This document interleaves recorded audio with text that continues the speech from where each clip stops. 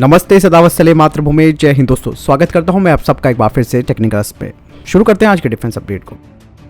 दोस्तों, डीआरडीओ की combat vehicle research and development establishment ने 130 mm गन पर काम करना शुरू कर दिया है, जिसे कि डीआरडीओ और एलएनटी के द्वारा बनाए जा रहे future ready main battle tank पर लगाया जाएगा। वहीं जर्मन की एक कंपनी ने 130 mm की स्मूथ बोर गन का प्रोटोटाइप विकसित किया है, जिसे कि वो अपने फ्यूचर मेन बैटल टैंक्स पर लगाएगा। साथ ही इस कंपनी ने कहा कि कैलिबर के बड़े होने से 50% से ज्यादा काइनेटिक एनर्जी पैदा होती है और ये 120 mm की तुलना में कई ज्यादा होता है। और ऐसे में डीआरडीओ की combat vehicle research and development establishment जो कि 130 mm की गन पर काम कर रही है, इससे ये सबसे बड़ा फायदा भारत को मिलेगा। वहीं दूसरी तरफ जो डीआरडीओ के द्वारा बनाए जा रहे future ready main battle tank की जो एस्टिमेटेड लागत है वो है 5,000 करोड़ रुपए, लेकिन 1,000 FMBT की जो कुल लागत आएगी वो आएगी 50,000 करोड़ रुपए, जो कि मेक इन इंडिया को एक बड़ा बढ़ावा भी देगा। यही नहीं, इसमें जो स्वदेशी टियर 1 और टियर 2 इंडस्ट्री है जो कि इस प्रोग्राम में शामिल है, उन्हें भी फायदा मिलेगा, क्योंकि FMBT के कई पार्ट्स स्वदेशी होंगे, जिनमें की Bharat power pack, explosive reactive armour panels, communication and data link sets, इसके अलावा night sight targeting and fire control system, इनको ज्वाइंट प्रोडक्शन या फिर लाइसेंस के तहत भारत में बनाया जाएगा। एरोनॉटिकल डेवलपमेंट एजेंसी 5वीं पीढ़ी के AMCA, नौसेना के TEDBF, वायुसेना के तेजस मार्क 2 और रिमोट स्ट्राइक अटैक व्हीकल के अलावा और फ्यूचरिस्टिक अनमैन्ड फाइटर एयरक्राफ्ट यानी कि फूफा के डेवलपमेंट के लिए $5 बिलियन की मांग करेगा। वहीं भारतीय वायुसेना अपने मल्टी रोल फाइटर एयरक्राफ्ट यानी कि MRFA टेंडर के तहत 114 लड़ाकू विमान हासिल करने के लिए तैयार है और इस दौर में डसॉल्ट का राफेल सबसे आगे है।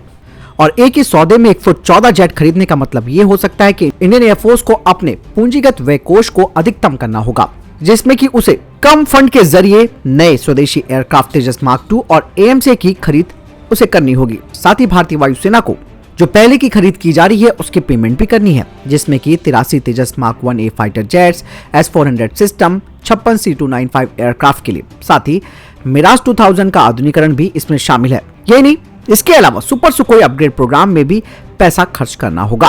और हाल ही के बजट में इंडियन एयरफोर्स को 53,212 करोड़ रुपए आवंटित किए गए हैं और बजट में वृद्धि 2016 में खरीदे गए राफेल लड़ाकू विमानों के लिए इंडियन एयरफोर्स के भुगतान के निरंतर लगातार पड़ रहे बोझ को भी दर्शाती है। वहीं इंडियन एयरफोर्स ने रक्षा मंत्रालय को बताया है कि वो 36 से अधिक 90 अतिरिक्त राफेल लड़ाकू विमानों के लिए समझौता करने के लिए तैयार है, लेकिन अगर किसी अन्य नए प्रकार के विमान को चुनने के लिए उन्हें मजबूर किया जाता है तो वो 114 यूनिटें चाहेगा, जिन्हें की प्रौद्योगिकी हस्तांतरण के बाद भारत में बनाया जाएगा। वहीं रक्षा मंत्रालय ने राफेल के दूसरे बैच की खरीद के विकल्प की पेशकश की थी। इस पर शुरू में सहमति भी बन गई थी, लेकिन बाद में इसे खारिज कर दिया गया। इसके पीछे का कारण ये बताया गया कि भारत में अगर 90 राफेल बनने का मतलब ये होगा कि स्टैंडर्ड में टेक्नोलॉजी के कड़े हस्तांतरण के कारण प्रति यूनिट में न्यूनतम 30% तक की वृद्धि होगी, और ये भी तब जब तक भारत पूरी तरह से नॉकडाउन के लिए समझौता करने के लिए सहमत नहीं हो जाता। नॉकडाउन का मतलब मैं आपको बताना चाहूंगा कि एक नॉकडाउन उत्पाद को इकट्ठा करने के लिए जरूरी भागों को संग्रहित करता है, जिसमें कि इन भागों को एक देश में निर्मित किया जाता है और फिर अंतिम असेंबली के लिए दूसरे देश में निर्यात किया जाता है। ऐसे में डसॉल्ट के द्वारा आपूर्ति की गई किट केवल भारत में असेंबलिंग हो रही है। वहीं दूसरी तरफ जो अन्य भारतीय वायुसेना की परिस्थिति है, उसमें 21 MiG-29 UPG की खरीद को हाल ही में रद्द कर दिया गया था और नॉकडाउन किट में 12 अतिरिक्त सुखोई 30 MKI की खरीद का सौदा भी रूस के द्वारा मूल्य वृद्धि के कारण अटका हुआ है।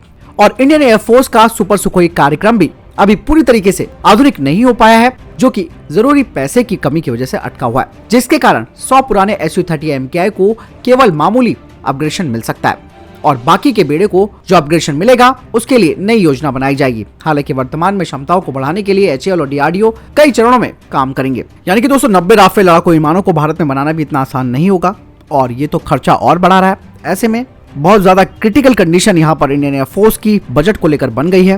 पहले के भुगतान भी करने हैं, इसके अलावा जो खुद के प्रोग्राम चल रहे हैं भारत के AMCA, TEDBF, फूफा, जिनके लिए $5 बिलियन तो भारत सरकार देगी, लेकिन फिर भी कहीं ना कहीं कुछ ना कुछ कमी जरूर यहाँ पर देखी जा सकती है। आपको क्या लगता है? कमेंट सेक्शन में लिखकर जरूर बताएं।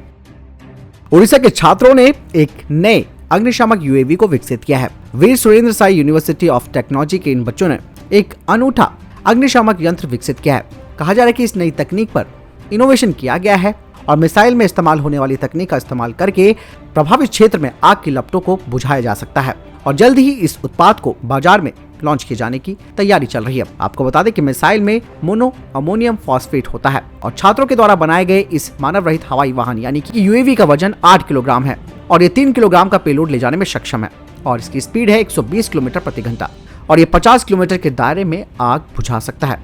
इसका इस्तेमाल हवाई स्कैनिंग के लिए भी किया जा सकता है। अमेरिका ने अपने हिंद प्रशांत रणनीतिक रिपोर्ट जारी की है जिसमें कहा है कि भारत भू राजनीतिक चुनौतियों खासकर कि चीन और एलएसी रेखा पर चीन की आक्रामकता का सामना कर रहा है। हालांकि बाइडेन की इस रिपोर्ट में हिंद प्रशांत क्षेत्र में अमेरिका अपनी स्थिति को मजबूत करना चाहता है। अमेरिका की ये टिप्पणी इस लिहाज से भी काफी उपयोगी है क्योंकि S-400 सिस्टम लेने के बाद पहली बार अमेरिकी राष्ट्रपति बाइडेन ने भारत का खुलकर समर्थन किया है। व्हाइट हाउस ने कहा कि हम रणनीतिक साझेदारी का निर्माण जारी रखेंगे जिसमें कि अमेरिका भारत और दक्षिण एशिया में स्थिरता को बढ़ावा देने के लिए एक साथ और क्षेत्रीय समूह के माध्यम से काम करता रहेगा। साथ ही अंतरिक्ष और साइबर स्पेस जैसे क्षेत्रों में भी सहयोग करेगा। इस रिपोर्ट में कहा गया है कि अमेरिका प्रमुख क्षेत्रीय साझेदारों जिनमें कि Bharat, Indonesia, Malaysia, Mongolia, New Zealand, Singapore, Taiwan, Vietnam और प्रशांत द्वीपों से संबंधों को बेहतर करने पर जोर दे रहा है। साथ ही इस रिपोर्ट के अनुसार अमेरिका ने कहा कि हम चीन को बदलना नहीं चाहते बल्कि रणनीतिक वातावरण को अमेरिका और उसके साझेदारों के अनुकूल करना चाहते हैं। चीन अपना दबाव और आक्रामकता को दुनिया भर में फैला रहा है लेकिन हिंद प्रशांत क्षेत्र में हालात सबसे गंभीर हैं। दोस्तों, ये रणनीतिक रिपोर्ट ऐसे समय में जारी की गई है जब ऑस्ट्रेलिया में क्वाड की वार्ता चल रही थी। ऑस्ट्रेलिया, भारत, जापान और अमेरिका के विदेश मंत्रियों ने चीन की उग्र भूमिका पर चिंता भी व्यक्त की थी। जम्मू कश्मीर के उपराज्यपाल मनोज सिन्हा जी ने कहा कि केंद्र शासित प्रदेश या किसी अन्य राज्य में ड्यूटी के दौरान शहीद हुए जम्मू कश्मीर के सेना के जवानों के परिवारों को 25 लाख का मुआवजा दिया जाएगा। साथ ही उन्होंने कहा कि हमारे सुरक्षा बलों के जवानों ने राष्ट्र की क्षेत्रीय अखंडता की रक्षा करते हुए अपने प्राणों की आहुति दी है और इस निर्णय से शहीदों के प्रति भेदभावपूर्ण जो नीति होती है उसे समाप्त किया जाएगा। संयुक्त अरब अमीरात पर हुती विद्रोहियों के बढ़ते हमले को लेकर मैंने डिफेंस अपडेट में बताया था कि अमेरिका अपना सबसे एडवांस F-22 रैप्टर और जंगी पोत वहां भेजने वाला है और ऐसे में अब अमेरिका ने अपने F-22 रैप्टर की डिप्लॉयमेंट शुरू कर दी है।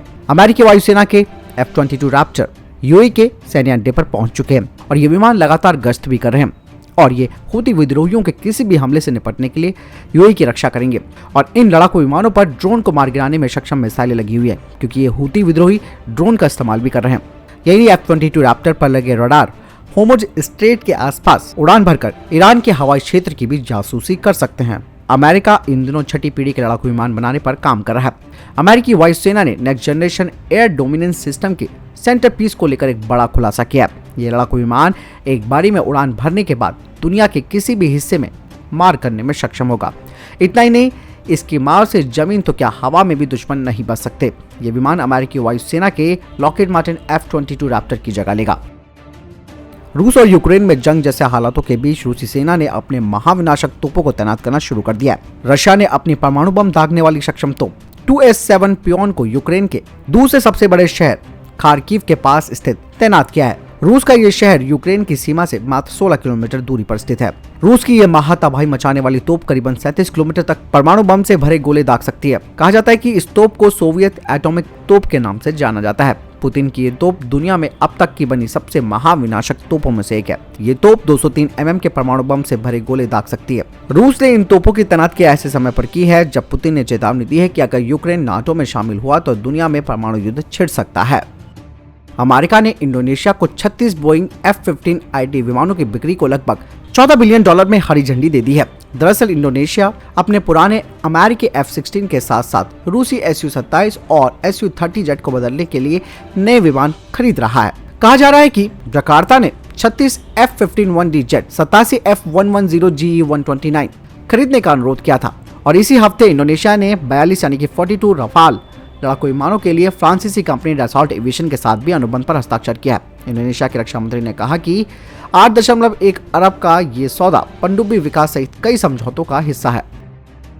तो दोस्तों, ये था अभी तक टॉप डिफेंस और स्पेस अपडेट। वीडियो के सामने कोई प्रश्न जवाब या आपको कोई सवाल है कमेंट सेक्शन में लिखकर जरूर पूछ सकते हैं। मिलता हूं नई वीडियो के साथ। चैनल सब्सक्राइब करना न भूलिएगा। जय हिंद, वंदे मातरम।